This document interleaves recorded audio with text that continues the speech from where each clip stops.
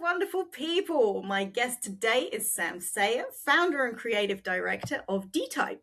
Sam and his team help ambitious businesses create epic online experiences. An accomplished agency owner, Sam was finalist for the MBEA Businessman of the Year Award 2023, winner at the SME Business Awards 2024, and is chairman of charity Give Northants. Sam's commitment to people and their communities is proven time and time again. Outside of all that business stuff, that impressive business stuff, Sam runs Stimulus, an incredibly popular drum and bass event in the UK. He's also a Marmite enthusiast, man after my own heart. Oh, yeah. Scotch egg connoisseur, and one of the most entertaining people I follow on LinkedIn. Wonderful. Sam, lovely to have you with us today. Thanks for having me. It's a pleasure. All good, all good. How are you doing? How's things going? Yeah, good. I kind of realised, we started January, I realised just before Christmas, do you know what? I'm not going to have any big grand plans because they never quite go as planned. And I put too much pressure on myself. And do you know what? Just to enjoy what I'm doing more because, hey, we started these things because we enjoy them, right? Do we? Exactly. Exactly. I feel you on that one. It's time to embrace the enjoyable aspects of our work. For sure. It's that life-work balance. Life being the first word in that. Is that the theme for 2026 by any chance? 100%. Yeah, 200%. Yeah. And talking of getting started and, all of that good stuff and why we started in the first place. Yep. How did you get into this life? Well, I kind of went the hard route, really. I've come from a very creative family, from sort of artists, musicians, and engineers, actually, as well. More on that later, I guess. So I was always sort of doodling on things on my school books, getting told off. But rather than drawing pictures like my brothers did, I was drawing logos and stuff like that. So I kind of hadn't realised until I got to college to do I wanted to do technical illustration, but that was a bit old hat. I didn't really do it anymore. So I did multidisciplinary design or art. I think multidisciplinary art. That's a mouthful, isn't it? I was kind of wasn't getting anywhere. I was quite good academically, but I was just too impatient. I wanted to get on and get on with life, really. So I took a job in a printers. I think I'd already started messing around with doing not paid work necessarily for friends, but can you draw me something? So I always had to have a brief to draw something. I couldn't just sit and doodle, if you know what I mean. Yeah. So yeah, I learnt through being a junior at a printers, from doing the actual print work to then creating artwork, working on CMYK separations, if you remember them. So really learning the nuts and bolts from it, but learning from people who were in the trade and been doing it for years. So I was going to plug straight in. I kind of realised within a couple of years, I was years ahead of the people I'd left behind in college who were that, hey, fair play to them going to get their degrees, good on them.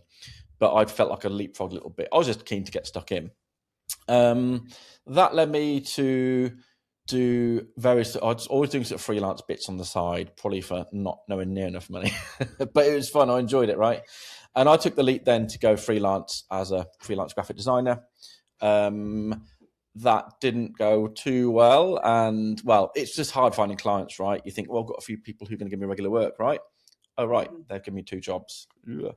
So I then started working with a freelance agency. Got to give a lot of respect to Paul Erskine for that. He kind of didn't know me from Adam and come on board and off we go. And I was properly in the deep end there, working at some big agencies in the Midlands. I was like, okay, right, now I'm learning.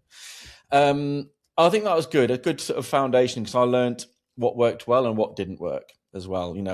These big hierarchies of these creative directors who were never there, but would then scream and shout at people, and and also the art workers who were doing the real graft, And I think you need a mix of people in a team, right? But I could have picked up pretty quickly through freelancing.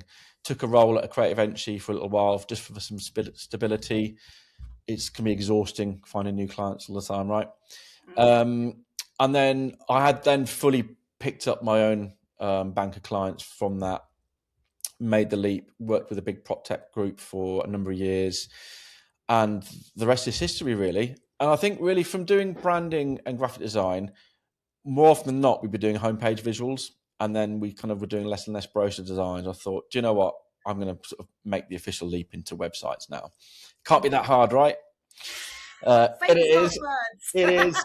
It is. So, another sort of baptism of fire. But I was just, constantly inquisitive about things like how does it work?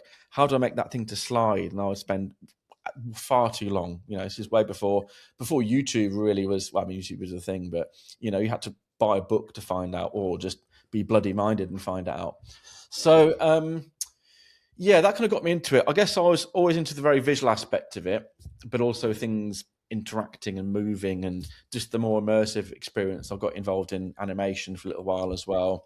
Nothing, not sort of cartoons or anything like that, but animated what they call like logo stings and little explainer videos like that. I loved that, but again, it was like, okay, this is diverting me a little bit. I need to perhaps channel back into what I'm best at and focus on that really. So Absolutely. that's it, Fantastic. Do you know what? I really like kind of the baptism by fire. I'm not going to lie. I think for those of us who have had, kind of digital agency backgrounds, I kind of feel sorry for people that are just coming into the industry and missing that element of having a team in person, and you're all, working on the same project together and you're all giving your own input on the creative stuff. And I think, kind of, I think there's a lot to be said about, working with so many different types of creatives in one agency on one project, and being a freelancer and coming into, another agency and, kind of really diving deep and maybe not having to deal with, bossy creative directors. Not gonna lie, that isn't my favorite part. You know what? But, I also saw a real, like, all these sort of divisions where there's the artworker layer, then the designer layer, and the creative layer. Well, I could do all of it. So I'd be booked sometimes as a creative, sometimes an artworker. If I was booked as a creative, I'd do the work. Like, all right, let's pass it to artwork. And I was like, no, it's artwork ready. That's how I work. It's done. It's ready to go. Check it by all means, but it's good to go. And I think, yes, it's good to have real specialists in niches. But I kind of felt I was lucky that I was a bit of an all-rounder, that I could just, a unicorn. That's it. That's it. Yeah. So, and I think a lot of agency owners are those mystical unicorns, and that's why they end up owning their own agencies, because they're skilled in a lot of different things. And it's a unique blend of kind of diving into new things and trying out new tech, but also having solid skills underneath you. So with that all being said, and with you being a master of many different types of work and subject matters and stuff, what does the average day look like for you now? Oh, well, this is changing quite a bit. I'm kind of proudly neurodiverse. As I've discovered, it's a thing. I've kind of wondered for years, and I've looked on online tests, and it's pretty clear. So I always find myself being pulled in all different directions. So jumping on to do a client call because they asked me to. Never mind what I had in my day. Answering questions from the team. All the things you've got to do as an owner, right? And I'm really trying to be super hard on my diary now, having different days. I only do meetings in the mornings now, and only on certain days. I have to have clear blocks for creative work. Now, probably 2 or 3 years ago, I wasn't doing any creative work. The team were doing it, and I was in my inbox in Google Slides, doing all that stuff. There's like a kind of human evolution chart, if you've seen it, of a creative. Like, you start off in Adobe tools and get there. By the end, it's just the Microsoft suite, right? And I was like, hang on a minute, I'm not doing this creative stuff anymore. This is why I started it. Something's wrong here. So now I have clear creative blocks. I generally try and keep Fridays free. So normally I'm pretty burnt out by then, and it's like, right, let's do some sort of easy admin-y kind of things that I have to think about. Or if I'm feeling creative, I can do some time then. But really, my core day is team meetings in the morning, get the day set up, answer any questions, get the team set up. Non-negotiable walk midday, which has to be done. I've allowed this one. This isn't my walking time, but it's all good. But I have to have an hour out to get off from my chair and have a walk around and see the rest of the world. And then I try and close the laptop by 6. Very good. And then done. Yeah, but it's hard to keep discipline because life is crazy, right? So But Yeah, yeah, it's like you could be as disciplined as you want and have fantastic intentions, and then like an urgent email will come in from a client, and you need to jump on a call to sort yeah. it out and calm them down and Well, stuff. So I'm if I see something drop in, like, oh, I've got to drop everything to do it. No, I haven't got to drop everything to do it. yeah, And I'm a massive shiny object person, right? So I've got to be really kept in my lane to do the right things to get stuff done. So yeah. mm. I think that's a really common trait with entrepreneurs is a little bit of neurodivergency for sure, Yep. ADHD. Mm, But I think it's part of what makes a lot of entrepreneurs fantastic. That mm. they can kind of jump in and out of things. They Yeah. can, act on their feet. And the fact that you're also, like you are time blocking, you are trying to make the time to still be creative. Yes. One of my very good friends, he's passed away now, Troy Birdsong. He was a fantastic agency owner, and he always said, if you enjoy doing something, Mm. don't make a business out of it, because you'll eventually be drawn into admin or accounting and Yeah, yeah. project management and stuff. So it's wonderful that you are still creative and Yeah. Do you know making what? time for that. I read something really interesting that I try and kind of subconsciously stick to is sort of 3-3-3 concept. So three admin tasks or maintenance tasks a day, 3 new business or sales tasks, 3 hours of deep work. If you could do I that like every that. day, or at least build that into your week some way, and that really made me think, because like I mean, 3 hours is a long time for me to sit still and do something. But it's like, right, it's helping you chunk time better that way. So yeah, I like that. Absolutely. I couldn't do 3 hours back to back, but I could definitely make time during the day/week for kind of Yeah, the for deep sure. work. Yeah, yeah. So when you are jumping in and out of different tasks Mm, and different modes, I love the 3-3-3, by the way. mm, I will definitely be giving that a shot every day. I think that's really good. mm. How do you find creativity? Oh, it comes and goes. It's not a tap you can turn on and off, right? I think this is the hard. I'm sure every discipline, every sector has things, but it's not like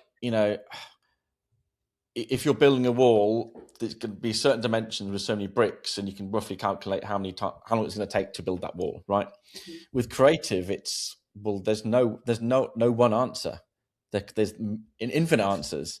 It's learning to find the right ones, right? And I don't know if I'm sort of diverting a bit off the question here, but yeah, Not at all. it's something that I have to sort of think and dwell on, right? I can't just sit down and be creative. I have to do a deep discovery to really understand what makes people tick, what they're asking, what they need, what they ask for, and what they need are often very different as well, right? Yeah. So yeah, a deep discovery, time to digest it. Walking is involved. Wake up at 3 a.m. is involved sometimes. Like, that's the one. But you've got to give it time and depth to be succcessful, right? It's that You've got to classic let it sort of, spew. yeah, for sure. You've got to let When it we do, spew. yeah, I mean, when we're doing brand or website discoveries, we'll often send, particularly with a brand or rebrand, we'll go through a sort of questionnaire, send it to them, and say, right, sit on this, fill it in, sit on it a couple of days, come back to it. Then you might suddenly fill in that missing space or find other things to add in. Then we'll go through it on a call. Yeah. Otherwise, if you send it back in an hour, you've not done it properly.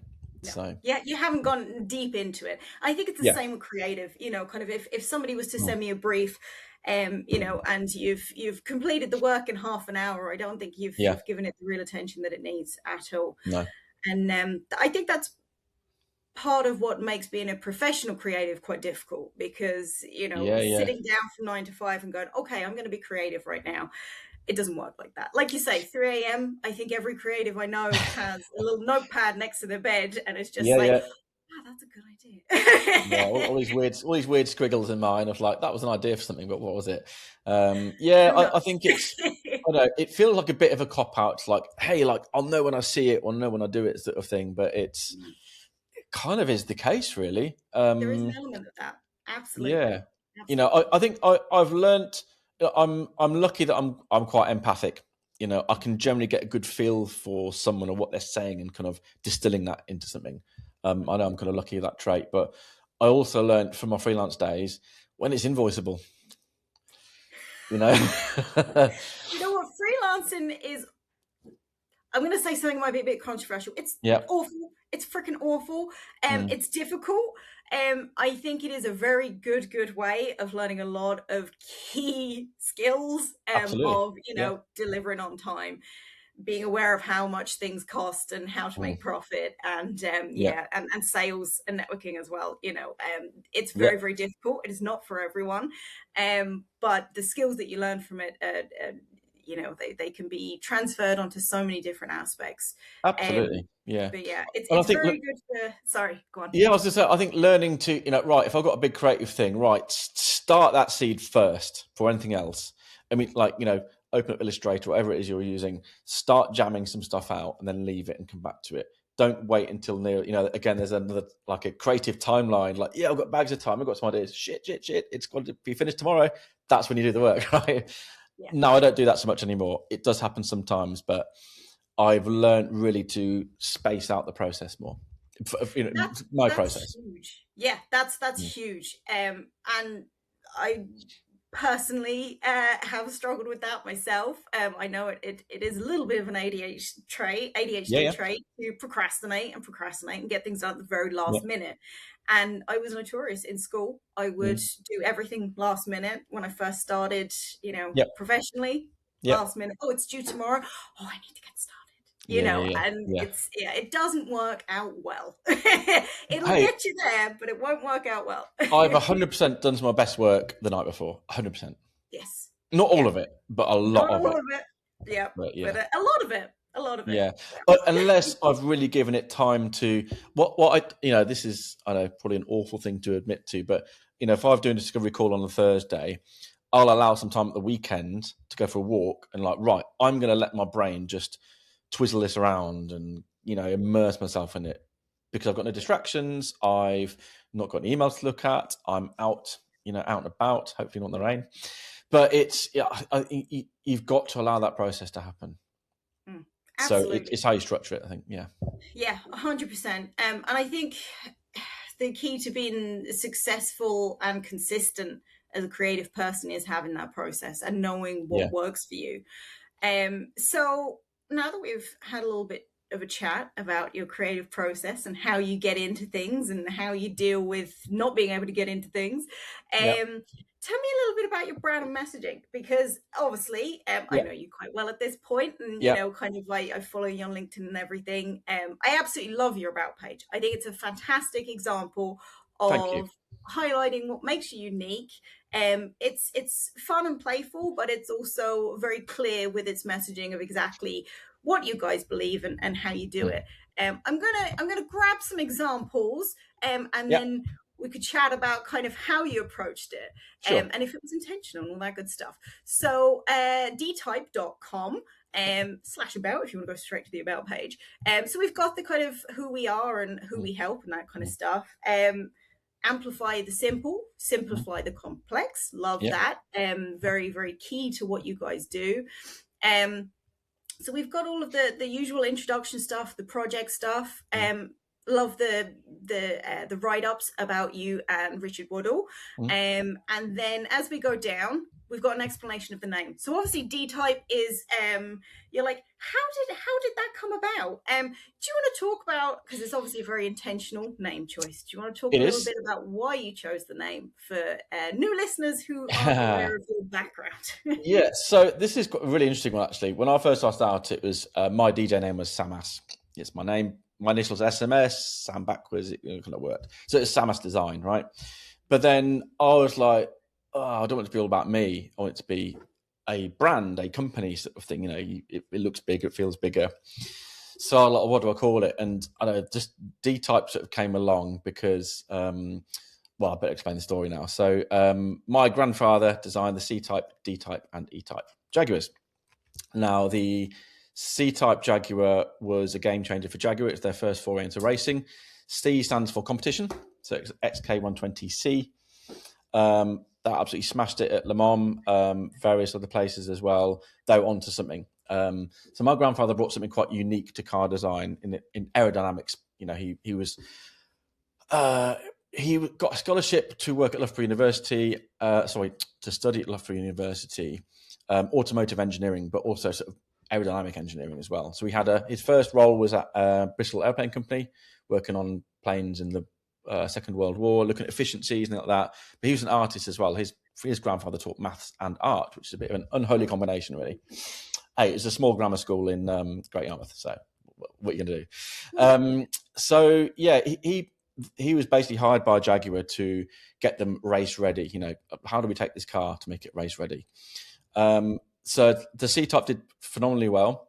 That then led on to the D-Type. So that was more about adapting a kind of Jaguar car for racing. The D-Type was, still a lot of people say, the purest racing form of a car, of a road-going car. Formula One cars, it's a whole different beast. And again, it just wiped the floor of the competition, left, right, and centre. It was multiple Le Mans winner again. For me, it's the favourite of his creations. It was, it's very pure and very much sort of his vision, I guess. That was very popular. People wanted road-going versions. They made the XKSS, which I was going to say Steve Martin. It's not. There's a famous actor in America. It will come to me. Who famously, there's a picture of him in his road-going D-Type. Then they thought, hang on, there's a commercial aspect here. Actually, from what I gather, the E-Type Jaguar, which is perhaps the most well-known, came about because the team wanted to make it, and William Lyons wasn't so keen until he saw it. He said, that's it. And, he added his touches then as well. So, the E-Type is perhaps the most well-known, but D-Type spoke to me more. It was much purer, and it really had that element of form and function in it. It looked beautiful, but it was mathematically beautiful as well. It was streamlined. And it had various things. It had Dunlop disc brakes. It had an XK engine. It was the sum of all parts that made it a success, right? But people remember what it looked like, right? So yeah, when I was thinking of names, I was like, well, it's design. I like design. I'm a bit of a typographic nerd. I was going to say typophile, but I don't know the word. I think that is the word. I think that is actually the word. But maybe we'll check that and edit it. We'll have to look that up. Yeah, I love it. It's a word now if it isn't already. It's a word now. And I did actually at one point, again, because typography, it's a typeface. It's called a face for a reason. It's got an emotional thing to it, right? People hate fonts. People love fonts. And again, it was kind of technical. It was points and curves. It was, there's a lot of thought goes on to it, more than you think. And I did fancy myself as a bit of a typographic designer. I like typographic things and elements, which you can probably see in our work. Mm-hmm. So yeah, D-Type kind of worked, and it was a different spelling. It is my own spin on it. Years later, I did actually meet Ian Callum, who's the design director at Jaguar, and he designed the F-Type. And we had a chat. I said, what's your company called? I said, D-Type. He's like, I like it. And I was like, am I going to get in trouble here? But hey, no one's done anything since. So we're all good. So yeah, it was a way of me making it not about me, but also I'm in it. My DNA is through it, but it wasn't all about me. So. Yeah, and that brings us nicely on to kind of the beautiful blend that you've already achieved of personal brand and company brand.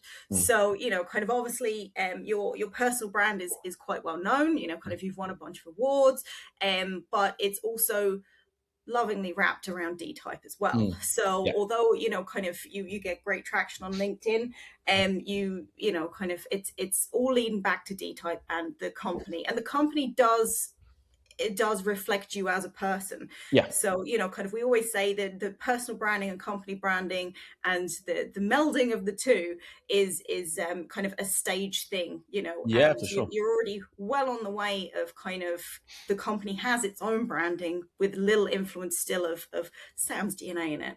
And I love that, kind of even just thinking, okay, I'm going to name the company after, something that I'm really inspired by and a little bit of family history there.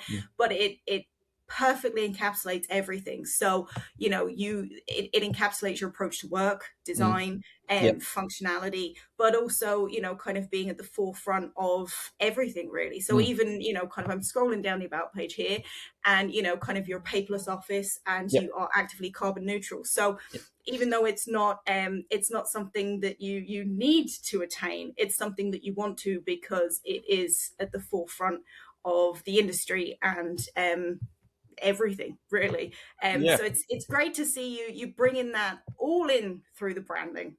For sure, Joe. I'm going to make a little touch on the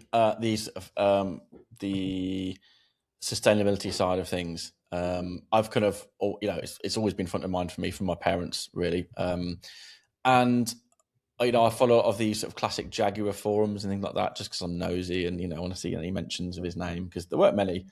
And when they brought out the electric E-Type, Harry and Meghan famously had it at their wedding, and it's like sacrilege. This is a petrol car. Blah, blah, blah. I was like, no, but they've engineered it so it doesn't pollute the world, and it's the same weight and stuff. It's a direct swap. It's more efficient. They also started making aluminium bodies, or fiberglass bodies, I think it was. And everything my granddad stood for was efficiency. Does it make it go faster? Is it better? Great, let's do it. It was constant innovation, not hanging on to these like, no, this is how it's always done, this is how it should be done. Yeah. No, it's about pushing forward and embracing the new. And I think this is absolutely something I've always been about. Fantastic. I love that. That's a sound bite in itself. So yeah, do you want to run us through kind of your approach to content and how you communicate all of what we've already discussed into marketing materials? Yeah, I think, storytelling, making it personal is the big thing here. I give a massive shout out to Amber, who was here, just left out for lunch. She's with me day by day. She hears the conversation I have. So she's like my translator into a lot of the online world these days. But yeah, it's telling stories. It's making it real. I still struggle with LinkedIn personally. Perhaps it doesn't look like I do, but I just like, it's just a load of willy waving. I'm like, it's just not who I am. I'm proud of my work, but I want the work to speak for itself, right? Yeah. But then I kind of realised, well, hang on, I need to be proud of myself, and actually, people want to hear from me. This actually stems back, I guess, something that kind of blew my mind a little bit. When I worked at the creative agency, we did a big pitch for the Olympic Games, actually, the food offering Olympic Games, and it was always like, I did the creative, our boss did the presentation. Great. I don't stand in a room presenting to people. Who wants to do that? Anyway, we got there, and I'll kind of never forgive him, but I'm very grateful at the same time. We got to the room. He said, right, you're presenting this. I'm like, what? Well, they don't want to hear from me. You've done the work. I'll back you up, but you need to present it. Baptism by fire, again. 20,000%. Absolutely crapped myself. I was like, oh my God, I'm going to have to like dash out. But no, I did it, and it was one of the scariest things I've ever done, but we won the pitch, and there we go. And I kind of thought back to that when we were pushing more on, sort of visibility, I suppose. Maybe think, okay, I do need to be more out there and just embrace me more and just be me more. People see my Facebook. We were talking about this just before we started recording. Facebook is like my domain. That's me and my family and my friends. I'm not going to be silly and be me. I'm like, but hang on, that is me. And I'm not sure if LinkedIn's ready for the Facebook me. Who knows? It's bleeding in. But, I love Marmite. I love Scotch eggs. I'll talk about them. Hey, guess what other people do too? And it's a connection. And I think, it's harder when you're starting out, but as you get more mature in business, you've got to find your people and work with your people, because that's when the magic happens, right? So allowing yourself to be you and doing, just talk about maybe the mundane, but it's funny and it made you laugh. Great, let's do it. I don't know. There's, I think you commented just this morning on my post, your favorite LinkedIn post of the year so far. I mean, hey, we're on early on the 7th of January, but who stole my bum? It's silly, it's funny. Like, who doesn't like a bit of toilet humor sort of thing? But it's a really strong message. It's a simple message, and I think don't make it like we say. Amplify the simple, simplify the complex. It's kind of, I had to get out of my own way, and I need to shout out Neil Giller here. God damn him, who who we had a bet basically to do content. He does video content. He's unashamedly him, and I love that. This is, that's why we connected. We had a challenge to do. I said I'll do 2 videos a month. He's going to do 3 a month, right? We're in a sort of accountability group, and they went on 2 a week and 3 a week. I'm like, whoa, hang on a minute, I'm not signed up for this. Do you know what? He said, right, we agreed to do 2 each. He said, I'll do 3 a week. Like, cool, okay. Now, I did my 3 a week, he did none. But I found out I really enjoyed doing it. The whole talking to camera thing, I was like, bleh. This kind of thing I love because I'm having a conversation. But I felt like talking about me was just a bit yucky and a bit, yeah, But then I think, hang on, I see people I know and love and respect doing it, and I love it, and I support them. So get out your own way, and it's got to be passionate, right? It's got to be from the heart. Otherwise, it stinks. To be honest, absolutely. And people can smell it. People can absolutely smell it. If you're passionate about something, that passion comes through. Yeah. And like you say, once you are established, you're attracting the people that you're meant to be working with. So For sure. I've said it 1,001 times, one of my main rules of business is I don't work with assholes, and I, will only work with people that I can imagine, getting lunch with, because there's got to be a good reciprocation there and a good working relationship. But by putting yourself out there and making, kind of it all about your personality, you are attracting good fit clients, and it does make you stand out. I think, kind of the godforsaken topic that is always coming up nowadays, AI, very generic. Even kind of if you're literally choosing conversational content as your your just checkbox of creation stuff, that was a very bad sentence. We'll keep it in, it's all good, because that's just me. Sometimes it's real, absolute rubbish. But you know what I mean, like it's leaning into what makes you. And kind of your post this morning was a great example of that. Kind of you have a kid's book because you're having a clear out, and it's kind of what's wrong with my mum, and you put that up on LinkedIn as in there's nothing wrong with it, and you wasted all this time looking for why there's a crack in it, but it's perfectly functional. And you could twist that into, okay, this is a personal learning lesson, but not in the cringy way that a lot of people do on LinkedIn, where it's just like, did you actually pull a muscle stretching that hard, and it's a tricky balance to really walk. And I think you do it incredibly well. And that's why your socials do so well as well, I think, because it is you. And, I can, when I look at your socials and your website, I know what to expect when I jump on a call with you as well. Sure. I think I've still got a post coming out in the week all about this, actually. It's being memorable for the right reasons, right? I kind of feel, and this is something maybe a little bit of a teaser, should I say it or not? Our campaign this year is think DeType, think website, think DeType, right? So I want it to be, as soon as someone thinks about a website, they'll think of us, because they've seen us. We're everywhere, and we're talking about it, and it's being memorable for the right reasons. Remember Wagner from the X Factor? Yes, yeah. So a few years ago, I mean maybe 4 or 5 years ago, his team emailed, was doing random outreach, saying, "Hey, do you want Wagner to do a video like those cameo style ones?"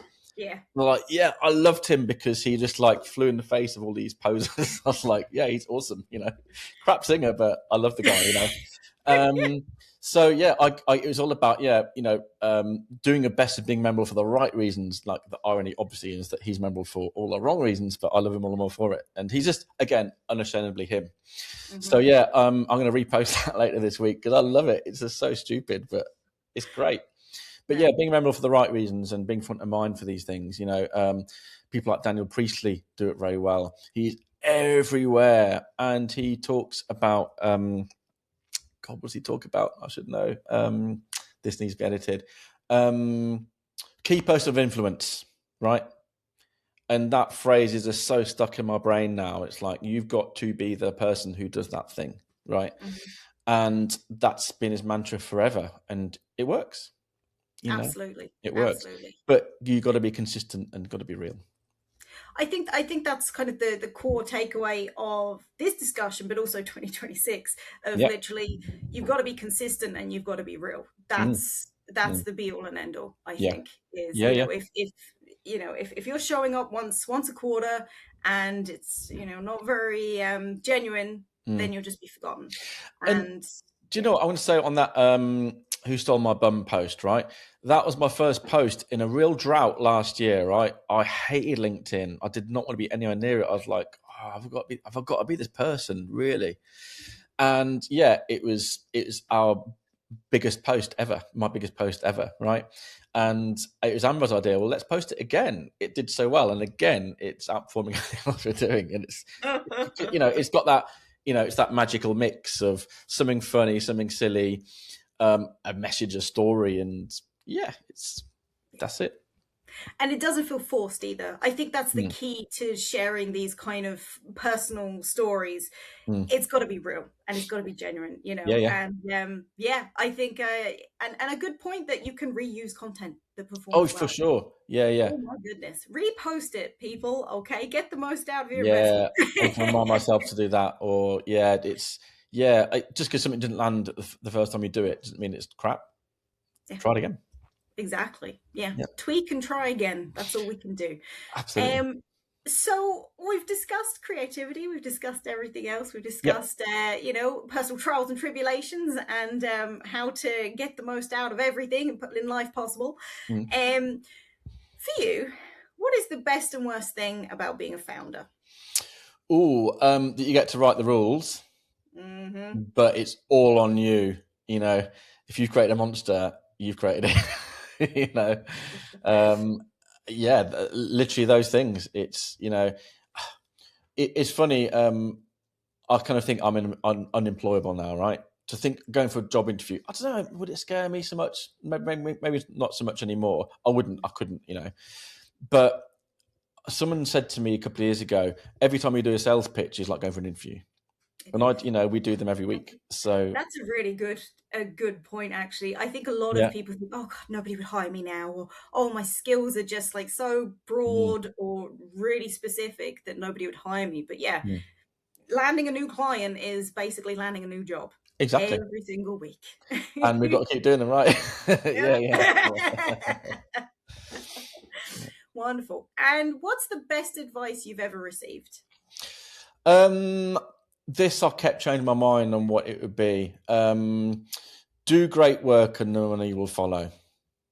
It may not feel it for a long time. Sometimes there will definitely be droughts, and this is something I really looked at last year. I was like, I think in the last couple of years, I felt like I'd hit rock bottom in several different ways, sort of mentally, personally, in the business. And I hadn't, it felt like we had. Mm-hmm. And actually, it was like, why am I doing this? Because I love doing it. And I think we said earlier, don't start a business doing the thing you love because it will kill it, sort of thing. But you've got to find a way of making it work, I think. And I really focused on putting my all in some projects. I'd gone from not doing any creative to then doing the creative again. Not all of it, but doing sort of first visuals on some projects, to then really going into it. And again, working with some really cool people in that people are like, do you know what? We've seen what you do. Go for it. I had that from a client this year.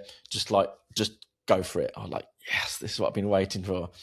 And she then came back at the end of the year, 2025, saying, I genuinely can say that the brand and website I did transformed me and my business, like wholeheartedly. And I was like, wow, this is why we do it, right? That's why you do it. Yeah. If I'm proud of what we've done, the clients can be proud of what they've done. They're going to get more work. We're going to get more work. It's a symbiotic relationship in that sense. Absolutely. I said that Absolutely. in the week. But if your passion and attention has got to show in the work you do to be going in a circle. And if you're feeling shitty, if you've had a bad week or a bad day or something like that, it's hard to do it. But I kind of try and just switch off the other stuff. Remember, I'm good at what I do, and do the magic if I can. So yeah, and learn to leave it and come back to it if you can't.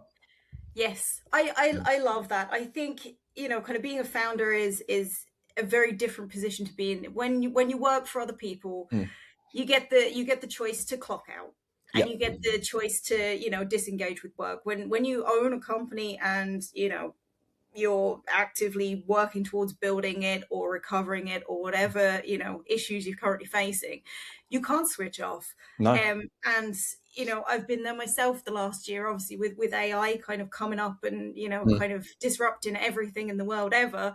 Yeah. It's kind of like, do you know what? I'm just going to have to get on with it, and I'm just Yeah. going to have Yeah. to get this done.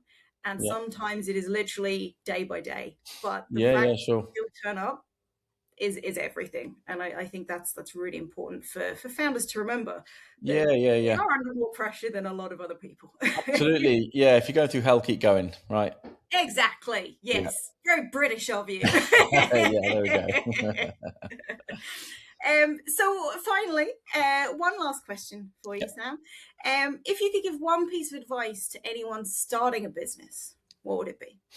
It would be, as best you can, write down your processes, because if it's going well and you're good, you need to hire. And the more that you can download from your brain into what you do and how you approach it, not necessarily step by steps, but try and explain your process or how you want things done as best you can, because then that sets you up for scale. There we go. Yeah, we can't clone ourselves, but No. SOPs are as close as we can get. Yeah, for sure. One last note on that is, we do brand guidelines, or a lot, and they're guidelines, not it must be this way. We've created brands for clients, and then we've done some creative, like, it doesn't match the guidelines. Like, we create the brand, we create the guidelines. They're a best practice, but sometimes the creative needs to go color outside the lines. Yes. Fine. Oh my goodness. Give Yeah. your creative people Yeah. free reign Yeah. to really experiment and try. I think the best marketing campaigns, the best brand positions, the best everything comes out Yeah. of somebody coming up with something completely new. And they're not going to be able to do it if you No, are exactly. an absolute stickler for rules. Absolutely. You got to learn the rules to break the rules, right? That's it. Exactly. Yep. Yeah. I think that's a great kind of final statement. I love it. So Sam, thank you very, very much for joining me today. Thanks for If having me. people want to get in touch with you or connect with you, where can they find you? LinkedIn, Sam Sayer DeType, if you Google that, or I think just Sam Sayer DeType is my URL, and DeType.com, DETYPE. Wonderful. The links will be underneath this if you go to our website, as per usual, and we'll also link everything that we mentioned here today. So whether that is people that have inspired us or influenced us, or just kind of some really good resources. So yeah, Sam, thank you so much. Thank you. And thanks for joining us, everyone. Have a wonderful day.